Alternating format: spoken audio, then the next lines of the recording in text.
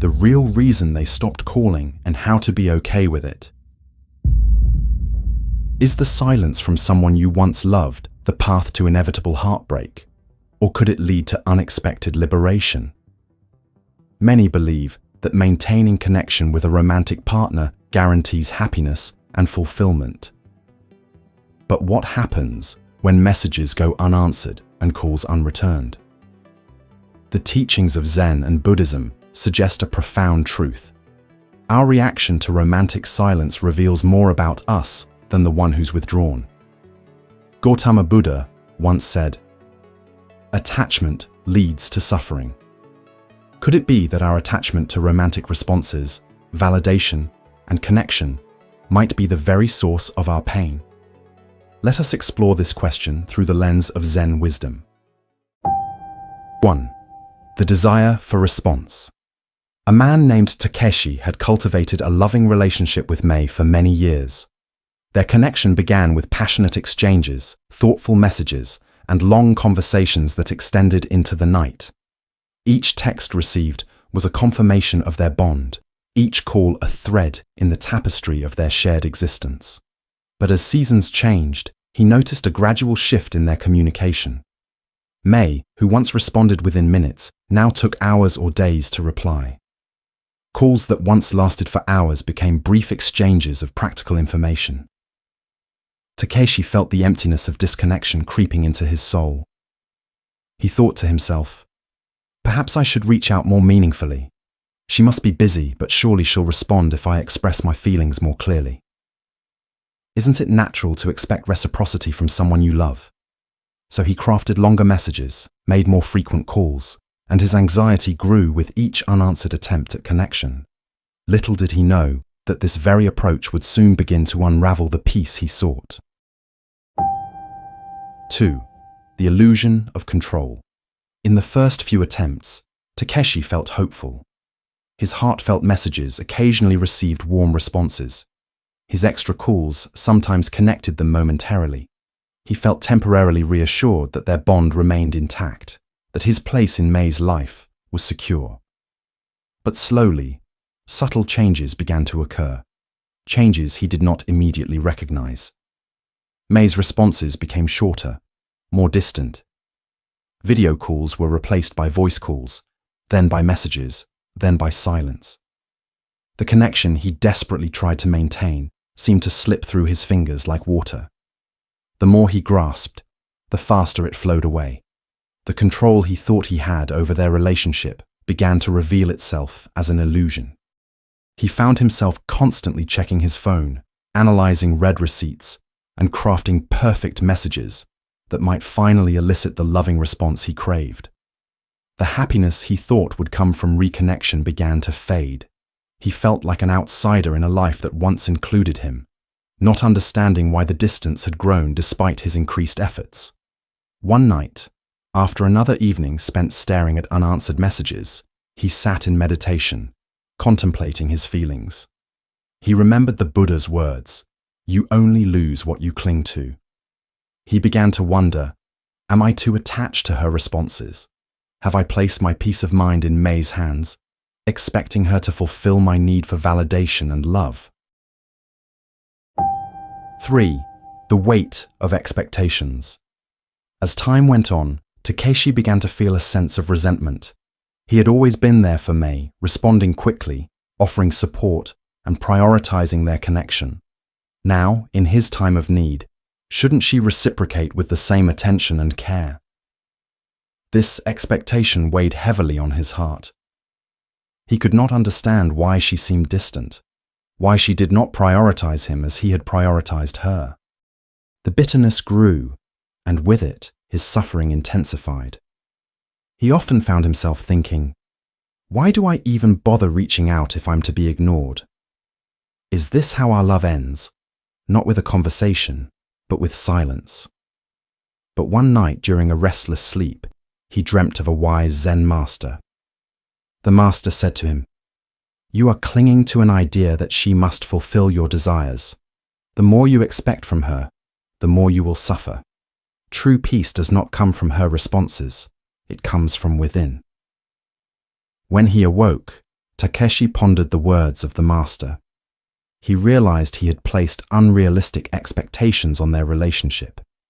He had assumed that his effort would automatically result in reciprocal engagement. Yet even though he reached out persistently, May's life and priorities remained separate from his. He had expected her to fill the void of his insecurity. But was this really her responsibility? 4. The realization of attachment. The more Takeshi meditated on his situation, the more he understood the nature of his suffering. It was not May's silence that caused his pain. It was his own attachment to her responses and his belief that she owed him attention.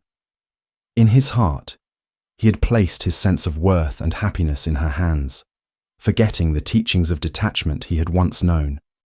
He had allowed himself to believe that constant connection would preserve their love, but in truth, it had only deepened his longing and intensified his sense of rejection when that connection did not meet his expectations. He recalled another teaching of Gautama Buddha. Nothing is yours. You cannot hold on to anything. Everything is temporary. This relationship too was not his to possess. May had her own life, challenges, and transformation. By clinging to previous patterns of interaction, he was attempting to hold on to something that naturally evolves and changes over time. 5. The dangers of dependence. Takeshi began to see another danger in his situation. By fixating on May's responses, he had inadvertently become dependent on them for his emotional well-being. He found himself waiting for her messages to feel worthy, relying on her validation to feel complete. But in doing so, he had lost his own independence. He had allowed himself to become emotionally dependent on external validation, and when she did not provide the attention he desired, he felt abandoned. He remembered a story told by a Buddhist monk long ago. In the story, a vine had grown so entwined with a tree that it could no longer stand on its own. When the tree was cut down, the vine withered because it had forgotten how to reach for the sun itself. Takeshi realized that he had been like that vine, dependent on May's responses for emotional nourishment. He had expected her to carry the burden of his self-worth, but in doing so, he had weakened his own ability to find peace within himself. 6. The path to inner peace. It was during a quiet afternoon, as Takeshi sat in meditation under the shade of a cherry tree, that the final realization came to him. He understood that loving May had not been the mistake. The mistake had been his attachment to the idea that her responses were responsible for his happiness. True peace, he realized, comes not from others, but from within oneself. He remembered the Buddhist teaching. Peace comes from within. Do not seek it without. May, no matter how much she had once loved him, could not provide him with the inner contentment he sought. That could only come from his own heart, from his own ability to let go of expectations and embrace the present moment as it was, not as he wished it to be. Takeshi decided to change his perspective.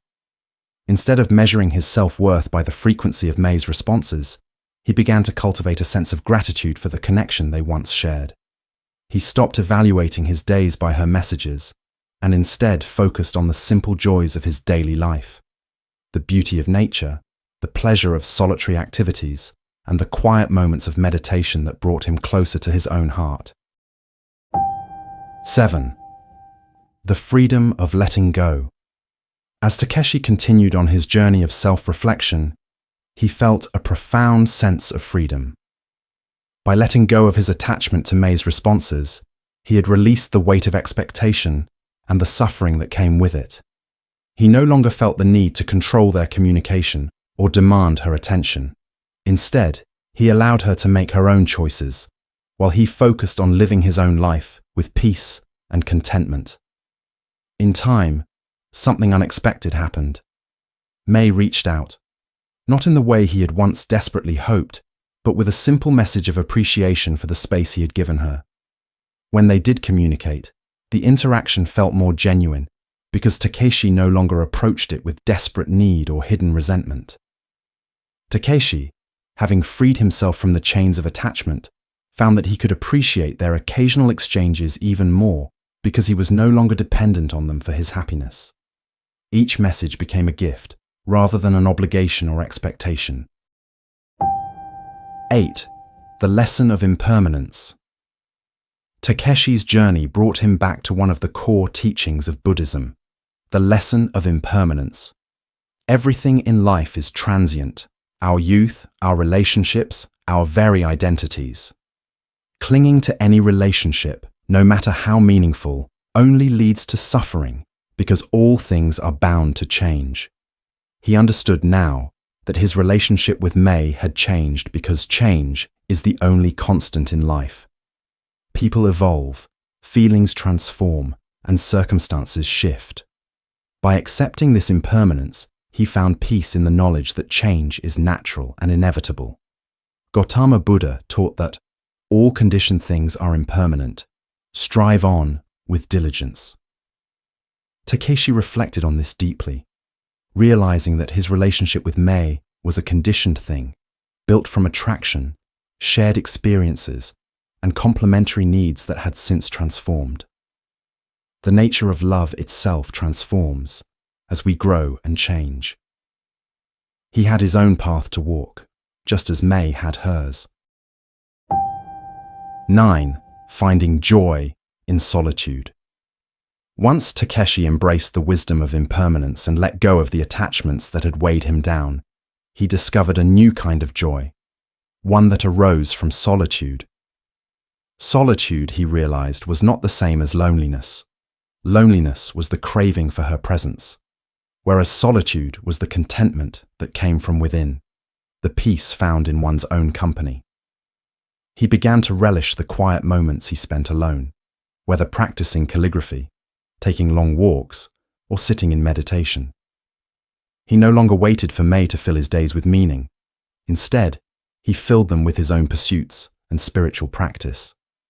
The occasional messages they exchanged became an added joy rather than a necessity for his happiness. The teachings of Zen emphasized the importance of being present in the moment, of finding contentment in what is rather than what could be. Takeshi embodied this teaching. He lived fully in the present, appreciating life's small wonders. His joy no longer depended on May's attention, but on his inner state of being. 10. The wisdom of non-attachment. As Takeshi continued to reflect on his journey, he understood more deeply the wisdom of non-attachment. Buddhism teaches that attachment to people, outcomes, or even ideas inevitably leads to suffering because nothing in this world remains unchanged. The more we cling to a relationship, the more we suffer when it inevitably shifts. He saw now that his suffering had not come from May's silence, but from his attachment to the idea that she owed him her attention. When that expectation wasn't met, he felt hurt and abandoned. But in truth, May had not abandoned him. She was simply living her life according to her own needs and circumstances. His suffering had come from his own clinging, his inability to accept the changing nature of their connection. By practicing non-attachment, Takeshi freed himself from the emotional turmoil that had plagued him. He no longer felt disappointed or resentful when messages went unanswered. Instead, he accepted each moment as it came, without longing for more or fearing less. 11.